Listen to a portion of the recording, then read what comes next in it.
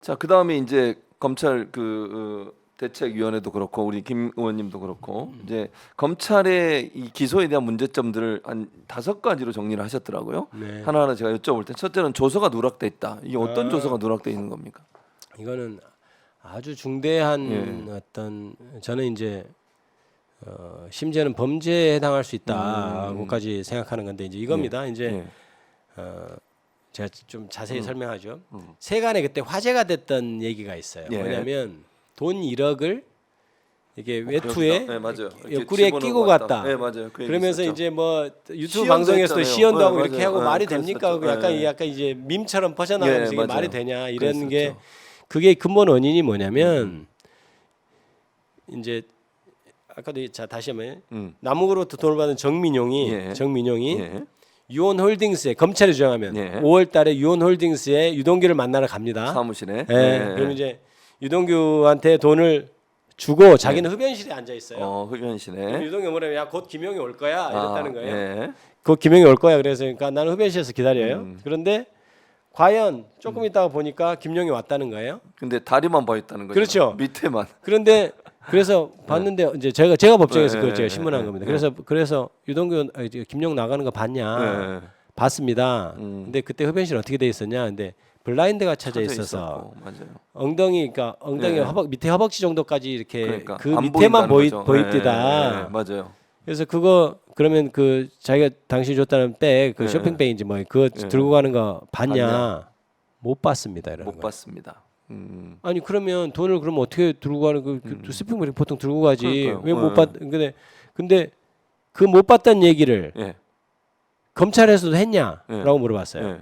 그러니까 검찰에서도 묻고 답을 했다는 거예요. 똑같은 예. 내용으로. 그런데 생각해 보십시오. 예. 돈을 받았다는 사람이 내가 이거 돈이라고 광고 칠 일이 아니잖아요. 그건 아니죠. 쇼핑백에 준 이유가 예를 들어서 돈이 아닌 것처럼 들고 가라고 보이게 해서. 하는 거 아니에요. 예, 그렇죠. 그러면 사람들이 들고 갈 때 이렇게 당연히 들고 가는 게 보였겠죠. 예. 그렇다면 그게 안 보였다는 거는 돈을 가지고 가지 않았다는 가장 중요한 증거 중에 하나인 거예요. 직접적인 증거 아니라도 정황 증거라도 되죠. 예. 그러면 검찰에서 그걸 물어보고 아니라고 했다면 그걸 일부러 조사에 빼버린 거예요.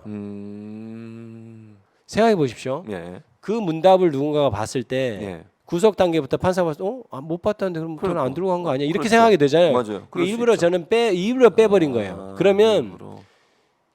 검찰이 항상 검사들이 객관 의무가 있다고 자기들이 주장을 해요. 내가 기소는 하지만 법조인으로서 예. 유죄 무죄 증거를 다 수집해는 세상에서 가장 객관적인 관청이다 이런 말도 있거든요. 예. 본인들.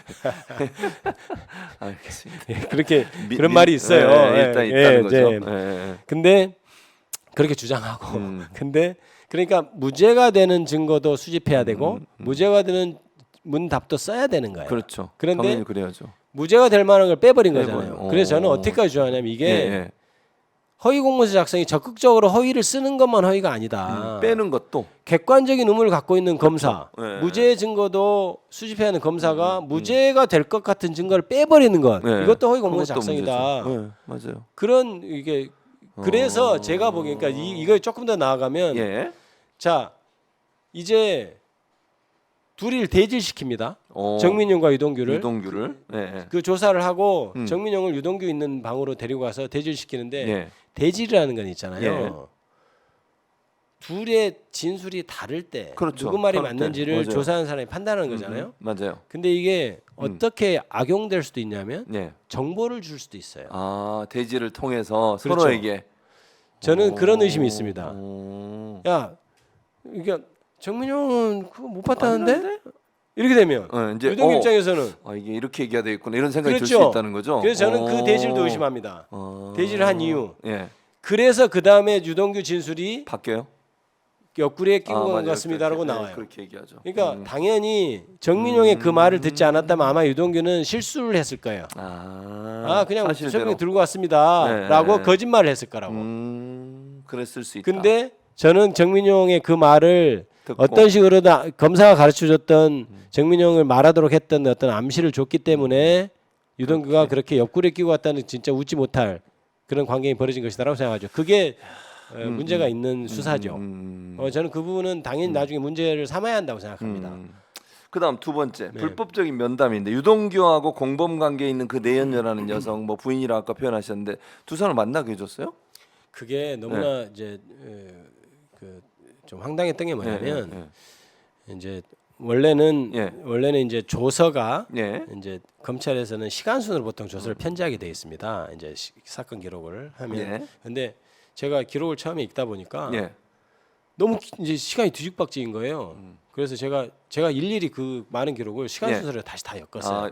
만드셨군요. 예. 근데 조서 보니까 재밌는 게 이제 그 사실혼 관계 때 부인이라고 할게요 그냥 사실혼 관계는 그 내연녀 내연녀 그 부인 조서하고 유동규 조서하고 같은 날 작성이 돼 있는 거예요.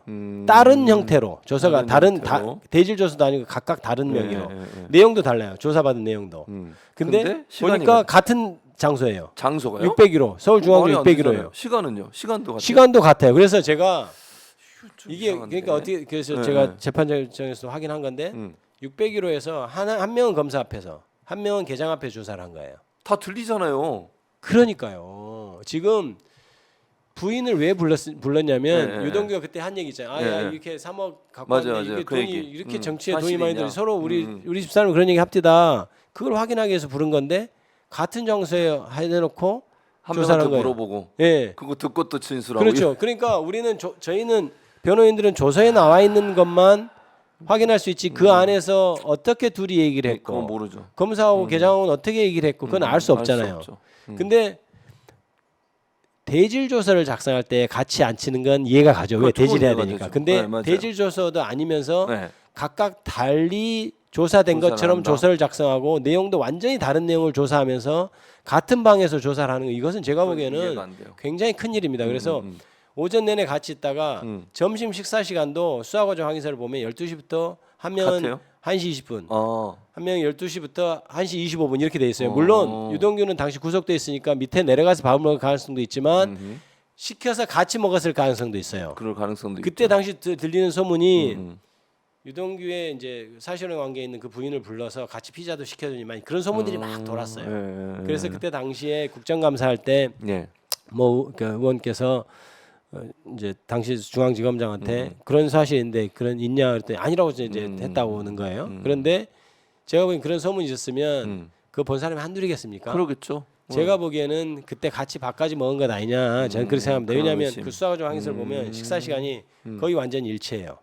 그래서 그것 자체가 검찰이 애초에 객관적인 사실관계를 확인하는 것은 별 관심이 없고 김용학에 불리하게 말하는 유동규 진술을 보강하기 위해서 계속 보강해주는 역할을 하고 있는 것 아니냐는 의심을 하는 거죠.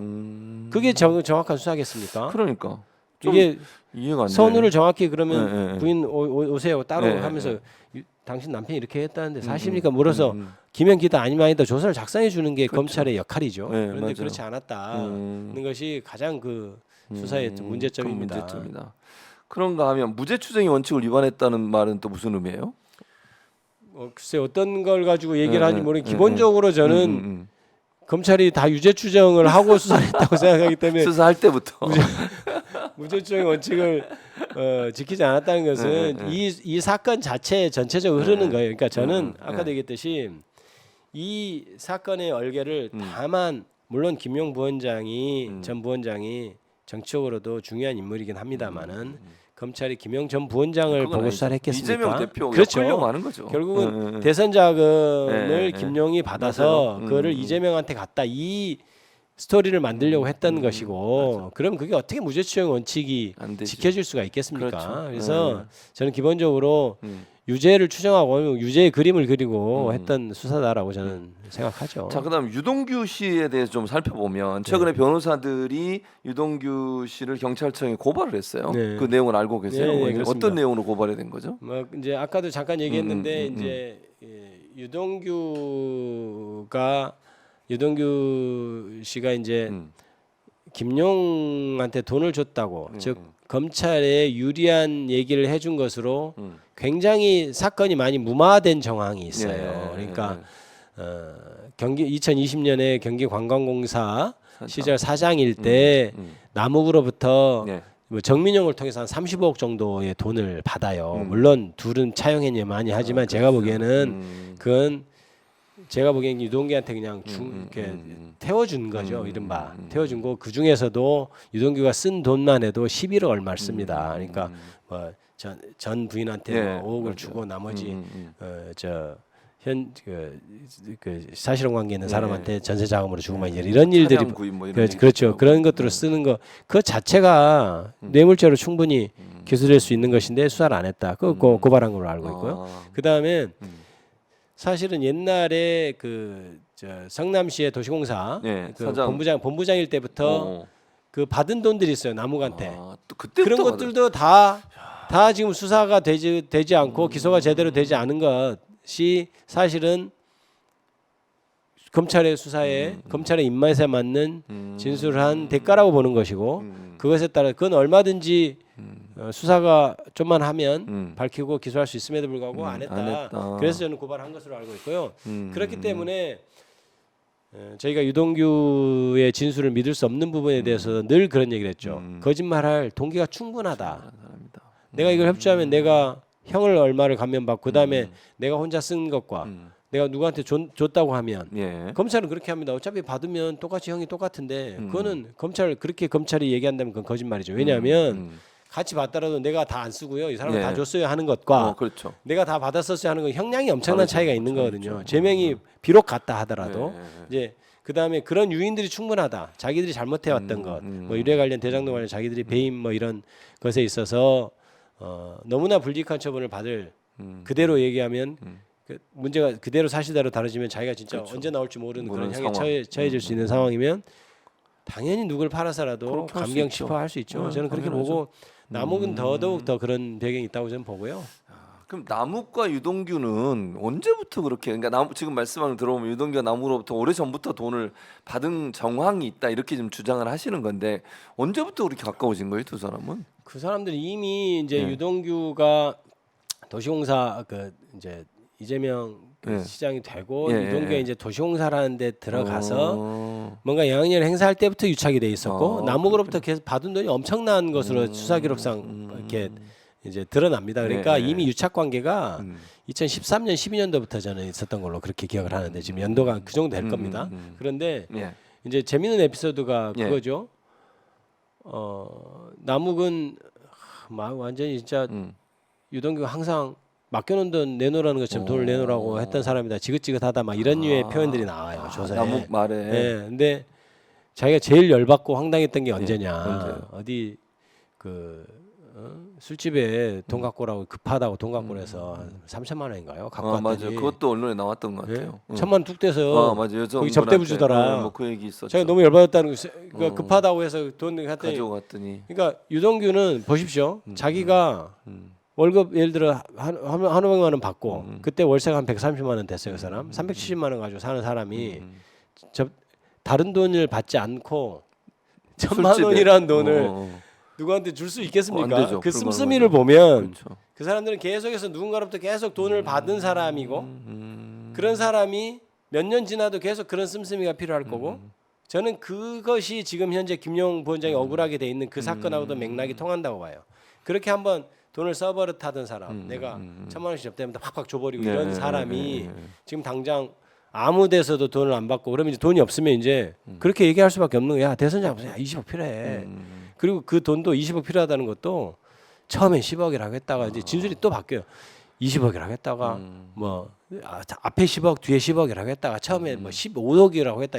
그 자체도 믿기 어려운 그 뭐 중에 하나입니다만은 그래서 그런 점을 정확히 재판부 검찰은 봤어야 돼요. 저는 검찰은 보고도 외면했을까고 생각하고 재판부가 정확히 봐야죠. 봤어야죠. 그렇죠. 이 사람이 그러면은 그런 동기가 충분한지 돈 씀씀이를 봤을 때 정말 이 사람이 김용한테 갖다 줬겠는지 말한 대로 네. 그런 걸 판단했어야 되는데 저는 너무나 실망스러운 판결이다 이렇게 생각하죠. 그러니까 유원홀딩스 관련 35억 중에 11억 8천을 개인적으로 사용했다 이 네, 말씀이신 네. 거고 또 하나는 이제 그 관광공사 사장 시절부터 개인적으로 받았었다는 증거가 많고. 남욱부터 굉장히 돈을 많이 받은 게 이미 확인이 됩니다. 조서에서도. 조서에서도 네, 이미. 남욱도 그 얘기를 계속 하고. 그걸 조금만 노력을 기울여서 액수 네. 특정하고 하면 네. 얼마든지 수사가 가능한 기소가 가능한 내용이죠. 그러면 뇌물이라는 게 1억만 넘어가도 10년 이상짜리거든요. 근데 그걸 기소를 안 한 거죠. 기소 안 하고 다 봐준 거죠. 그러니까 따로 고발하고 이렇게. 그러니까 지금 그럼 의원님 말씀 들어보면 그렇게 기소를 안 한 이유를 우리가 추측한데 네. 김용에게 돈을 줬다는 말을 만들어내려는 또는 뭐 그렇게 유도하려는 시도가 아니겠나 하는 의혹이 드는 거잖아요. 그렇죠. 그런 어떤 당근 없이 되겠나. 저는 그렇게 생각하는 겁니다. 물론 제가 한 사람만의 단정 뭐 단정 못하지만 그러나 저는 추측. 그랬다고 생각합니다. 저는 그랬다고 생각해요. 그리고 1기 수사팀과 2기 수사팀의 수사 방향이 전혀 달랐다면서요. 그렇습니다. 정권 바뀌기 전후죠. 그러니까 가장 달라진 점이 어떤 점이에요? 일단 이제 1기 수사팀은 이제 대장동 사건이 한참 끌어올랐을 때 남욱으로부터 진술을 받는데 이제 뭐 당연히 1기 수사팀은 저는 제가 기록을 보니 1기 수사팀은 사실관계가 뭐냐를 냉정히 파고드는 조서이고 두 번째는 딱 이재명을 타겟으로 한 수사라고 저는 봐요. 기록 내용이 바뀐 것이. 그러니까 이제 2022년 8월부터 구치소에 있는 압수수색하고 이제 갔던 방향은 그런 거죠. 그런데 이제 이렇게 주장할 수도 있어요. 야, 그러면 그거는 선거 전이니까 혹시 이재명 대통령이 될 수도 있으니까 남욱이 이렇게 거짓말하고 이게 사실일 수도 있잖아. 이게 검찰의 주장이거든요. 그런 주장이죠. 그런데 만약에 그랬다면 남욱이 유동규도 안 물었어야 돼요. 그렇지. 유동규를 부는 순간 연기결과 나오니까. 그렇죠. 근데 남욱은 이미 1기 수사 때부터 유동규에서 철저히 붑니다. 그때 얼마 줬고 얼마 줬고 그래서 3억 5천인가요? 5억 2천인가 아무튼 그 돈을 뇌물로 줬다고 하는 그래서 유동규가 구속이 되거든요. 그것 때문에. 그렇죠. 그래서 남욱의 그때 진술과 그 후에 2기 수사의 진술을 비교해 보면 저는 여러 조항상 1기 그때 수사가 정확하게 맞았다고 생각해요. 근데 정권이 바뀌고 이제 자기들이 들어가고 하면 5년 동안 어떻게 될지 모르고 그렇죠. 그다음에 여러 가지 불이익이 저는 당했을 거라고 생각합니다. 그러면 이제 바뀌는 것이 뭐 이해가 된다 이렇게 생각하죠. 그래서 그런 방면으로 바뀌어서 아까도 뭐 유죄추정의 원칙, 무죄추정의 원칙 얘기했습니다만은 이기 수사팀은 타겟을 하고 들어. 이재명 대표 수사하는 거 보십시오. 저 검찰이 객관적으로 하는 수사입니까 저게? 그러니까. 그러니까 결국 검찰의 의도는 지금 이제 말씀을 쭉 들어보면 이재명 대표와 김용 전 부원장을 하나로 묶어 정치적 공동체를 만들고 김용한테 준 그 돈이 대선 자금으로 흘러갔다. 그렇게 좀 주장을 하려고 하는 그렇죠. 거잖아요. 그렇게 만들고 싶었던 거예요. 그래서 1심에서는 그렇게 결과가 나온 거고 그걸 이용해서 또 이재명 대표를 공격을 하고 그렇죠. 정치적으로 이재명 대표를 사법적인 어떤 뭘까요? 사법 리스크라는 이름으로 저 처벌 죄 짓고 처벌 받아야 될 사람 이렇게 프레임을 씌워가는 거죠. 그러면 이렇게 여쭤볼게요. 직설적으로 특수부 계셨으니까 소위 정치 검찰이라는 사람들은 이런 식으로 정치적 문제와 관련된 수사를 합니까? 그런 사람도 있습니까? 전부 다 그러면 안 되니까. 그렇게 정치 검찰 중에 그런 사람들이 있습니까? 충분히 가능합니다. 제가 얘기하는 것은 제가 이제 추측과 이렇게 했지만 저는 그렇다고 확신해요. 그런 사람들이 많이 있었고요. 저도 봐왔고. 그럼 지금의 이재명 대표 관련된 여러 수사들, 성남 FC 문제든 뭐 여러 반체 대장동 문제든 또 유동규 씨가 이재명 대표 재판에 가 증언도 하고 이러잖아요. 이 모든 일이 결국 이재명 죽이기의 일환. 맞습니다. 그렇게 볼 수 있는 거죠. 저는 전 검찰이 이재명 죽이기에 동원됐다고 해도 과언이 아니다. 왜냐하면 이거는 굉장히 중요한 문제. 이거는 민생과 직결되는 문제예요. 저는 왜 얘기를 하고 싶냐면 지금 보십시오. 이재명 대표에 대한 수사로 거기에 몰려 있는 수사하는 검사, 그거에 공판하는 검사 숫자를 따져 보십시오. 그게 엄청나게 많아요. 큰 검찰청 몇 개 정도는 될 거예요 아마. 그러면 제가 변호사로서 고소 같은 거 해놓으면 사건 해결이 안 돼요. 안 되죠. 왜냐하면 이런 인력이 거기 가 있으니까. 한다 하는 검사를 다 거기 갔어요. 네, 맞아요. 그다음에 인력도 그렇게 가 있고. 그렇습니다. 그러니까 이게 현 정권이 어떻게 검찰을 운영하에 따라서 그게 바로 민생하고도 직결되는 거고 검찰이 누군가 한 명을 타겟으로 잡아서 수사하는 건 충분히 가능하다고 저는 봐왔기 때문에 아까도 저도 봐왔다고 했는데 봤기 때문에 그런 일환이라고 저는 생각합니다. 마지막으로 이제 구글 타임라인을 얘기 안 할 수가 없어요. 요 얘기를 해야 왜냐하면 김용 전 부원장은 지금 자신의 동선이 담긴 구글 타임라인 기록을 재판부에 제출했고 이 타임라인 기록이 증거로서 증명력을 갖게 되면 재판에 어떤 변수가 생길지가 궁금한데 어떤 변수가 생길 수 있습니까? 일단 구글 타임라인은 아까도 얘기했지만은 1심에서 이거 뭐 안 내도 되겠는데 왜냐면 무죄 확실하니까 그렇죠. 상황적으로 보면 그런데 그게 왜 그러냐면 구글 타임라인이 뭐냐면요 저희가 이제 저는 뭐 그 기계의 작동을 모르니까 핸드폰을 보통 사면은 보통 구글이 위치 정보를 네, 수집합니다. 맞아요. 네, 그래가지고 그렇습니다. 그날 어떻게 돌아다니는지가 쫙 다 나오는 나와요. 거죠. 네. 그게 구글 타임라인인데 검찰이 유원홀딩스에서 김용 부원장이 1억을 받았다고 하는 2021년 5월 3일 5월 3일 일로 특정을 했거든요. 네. 5월 3일이 물론 유력하다고 했지만 5월 3일로 한 날 구글 타임라인에 보면 김용 부원장은 유원홀딩스에 간 적이 없어요. 없었다. 네. 아예 없어요. 그러니까 그걸로 알리바이가 입증되는 거예요. 네. 자, 그러면 검찰이 이렇게 주장할 수도 있겠죠. 야, 우리는 원래 5월 3일이라고 지금 검찰이 뭐 하고 있는 게 우리 5월 3일로 특정한 거 아닌데 또 이러고 있어요. 또 바꿔 날짜를 바꿔. 네, 장소도 바꿨었잖아요. 네. 예전에 길거리에서 줬다고 했다 뭐 여러 가지로. 1심에서 5월 3일로 해가지고 유죄 판결을 하는데 이제 검찰이 구글 타임라인을 막 얘기하고 저거 이상한데 하면서 우리가 5월 3일 특정한 거 아니야. 그러면 좋아. 그러면 예. 검찰에서 특정한 4월 말부터 5월 초라고 한 데를 다 봐도 유언홀딩스는 간 사실이 없어요. 자, 검찰 말 다 백보 자 인정하자. 예. 그래도 그때는 간 적이 없잖아. 네. 오히려 말이죠. 제가 김영 부원장 수사할 때부터 제가 이제 처음부터 참여도 하고 예. 그때 이제 했는데 김영 부원장이 저한테도 계속 그런 게 수사 받으면서도 아니 내가 4월에 갔다 왔는데 난 4월에 간 적이 없어. 내가 가긴 갔어. 가긴 갔는데 4월은 아니다. 4월 아니거든. 근데 네, 왜 네. 자꾸 4월이라 그러지? 그리고 검사한테도 그러는 거야. 4월에 네. 안 나 간 적은 있다는데 그러면서 아무래도 난 3월에 간 것 같아. 그리고 그 전에도 한번 간 것 같고 이렇게 얘기를 하는 거예요. 그래서 그래요? 그래서 뭐 쭉쭉 하다가 보니까 이번에 구글 타임라인을 보니까 네. 김용 부원장 말이 맞아요. 3월에 간 게 나왔고. 3월에는 갔어요. 3월에 가고 2월에 갔는데 네. 4월에는 4월에는 간 적이 없어. 5월 달은 간 적이 없어요. 적이 그런데 문제는 뭐냐면 예.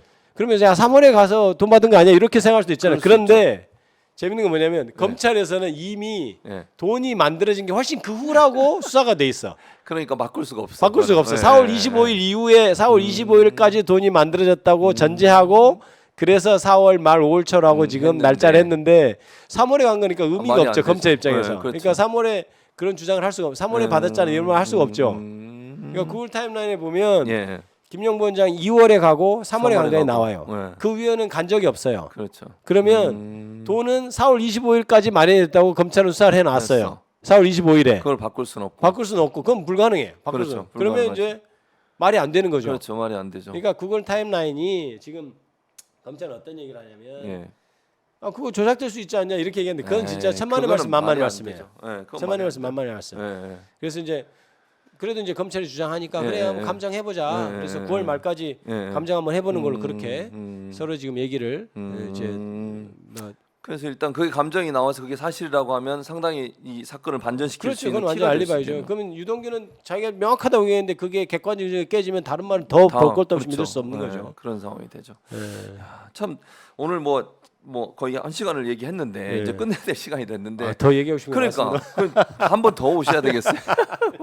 근데 아니까 지금까지 우리가 알지 못하는 언론에서 보도하지 않은 네. 언론에서 알려주지 않은 많은 내용들을 알게 된 거잖아요. 네. 지금 의원님 말씀을 네. 통해서. 왜냐면 이게 유동규 씨 말은 적극적으로 반영해서 보도를 하면서 네. 김용 부원장이나 변호인들의 말은 거의 보도를 안 해요. 네. 이런 문제에 대해서도. 그러니까 사람들은 일반인들은 언론에 보도된 내용만 가지고 사건을 파악하다 보니까 마치 뭐 유동규 씨가 말이 맞는 것처럼 그렇게 오해를 하는 상황이 생기니까 너무 안타깝습니다. 사실. 네, 저는 이제 혹시 뭐 네. 제가 정리하는 말씀으로 한번 네. 드리면 네. 이제 이런 겁니다. 그러니까 물론 당신이 변호했던 사건이니까 편을 들 수도 있고 예를 들어 당신이 민주당 의원이니 편을 들어 얘기할 수도 이렇게 공격할 수도 있겠죠. 뭐 그럴 하지만 수도 있겠죠.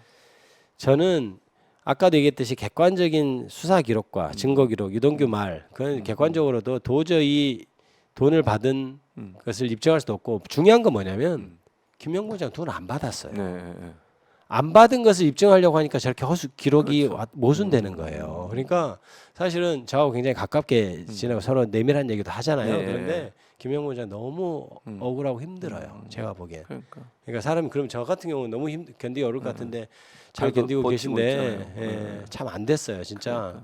한 인간으로서 저렇게 저런 어려움을 주는 것이 과연 검찰이나 이게 맞냐 정권이 이런 생각을 합니다. 이재명 대표에 대해서 어떻게든지 엮어보려는 그러니까요. 시도.